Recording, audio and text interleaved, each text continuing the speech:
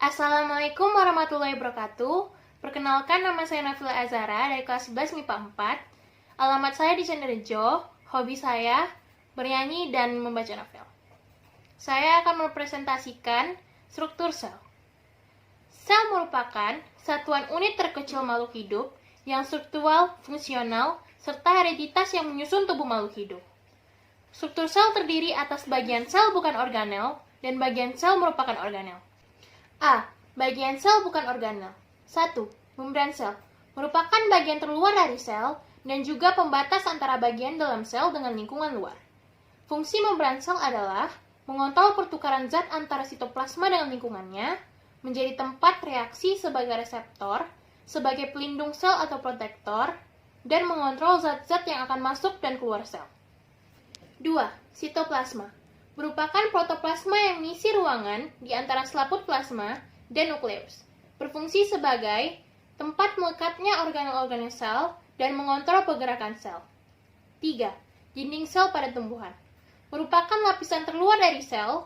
Fungsi dinding sel adalah memberi kekuatan pada sel, memberi bentuk pada sel, melindungi bagian dalam sel dari pengaruh lingkungan luar, dan menjaga sel tumbuhan agar tidak pecah saat kemasukan banyak air. B. Bagian sel merupakan organel. 1. Nukleus berfungsi sebagai pengendalian segala aktivitas sel, membantu dalam sintesis protein, dan sebagai identitas sel. 2. Retikulum endoplasma berfungsi sebagai untuk sintesis lemak dan untuk sintesis protein. 3. Badan Golgi berfungsi sebagai tempat pembentukan vesikular sekresi, mengangkat dan mengubah sejarah kimia materi yang ada di dalamnya, sebagai sekresi protein, glukoprotein, karbohidrat, dan lemak, dan membentuk lisosom. 4. Mitokondria berfungsi sebagai respirasi sel, identitas sel, dan pembentukan ATP. 5. Vakuola berfungsi sebagai tempat cadangan makanan, dan pada sel hewan berperan untuk menjaga tekanan osmotik. 6. Lisosom pada hewan.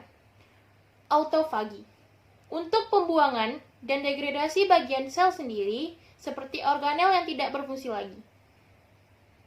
Autolisis merupakan proses penghancuran sel yang dilakukan oleh enzim dari dalam sel itu sendiri yang berujung pada kematian sel. Endositosis adalah proses penangkapan zat atau partikel dari luar sel dengan melanda oleh membran sel dan membawanya ke dalam sel.